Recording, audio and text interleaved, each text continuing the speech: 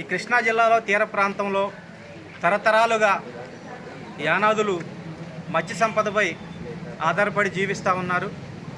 రాను రాను ఈ తీర ప్రాంతంలో ఉన్నటువంటి అన్ని కులాలు కూడా ఆధారపడి మత్స్య సంపదపై ఆధారపడి జీవిస్తున్నారు. మరి యానాదులందరూ కూడా తరతరాల నుంచి వేటలు చేస్తున్నప్పటికీ వీళ్ళని యానాదుల్ని మడడుల్లోకి రానియకూడదు, కాలువల్లోకి రానియకూడదు అని చెప్పేసి ఇక్కడ నాగాలంక నుంచి కృత్తివెన్ను వరకు కొన్ని గ్రామాల్లో దాడులు, బహిష్కరణలు, తీర్మానాలు, కొట్టటాలు చేయడం జరుగుతూ ఉంది. దీన్ని మేము తీవ్రంగా ఖండిస్తూ ఉన్నాం.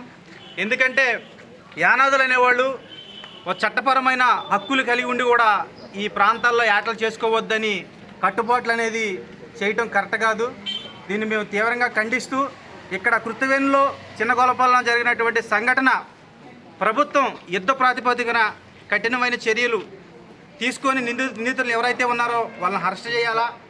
ఈ రాష్ట్రంలో ముఖ్యమంత్రి నారా చంద్రబాబు నాయుడు గారు, ఉప ముఖ్యమంత్రి పవన్ కళ్యాణ్ గారు, లోకేష్ గారు వెంటనే స్పందించి తగు చర్యలు దీని మీద చేపట్టి వాళ్ళు కూడా వచ్చి ఇక్కడ పరిశీలన చేసి యానాదుల పట్ల నిలబడి వాళ్ళకి న్యాయం జరిగేలా చూడాలి. న్యాయం జరగకపోతే రాష్ట్రంలో యానాదులు మనుగడ కోల్పోవడం జరుగుతుంది. కాబట్టి ఈ విషయంలో అధికారులు, పోలీస్ యంత్రాంగం, ప్రభుత్వం మూకుమ్మడిగా మా వైపు నిలబడి మాకు న్యాయం చేయాలి. లేదంటే రాష్ట్ర వ్యాప్తంగా కూడా ఇక్కడ జరిగినటువంటి సంఘటనపై ఉద్యమం చేయడానికి కూడా మేము సిద్ధంగా ఉన్న సందర్భంగా తెలియజేస్తున్నాను.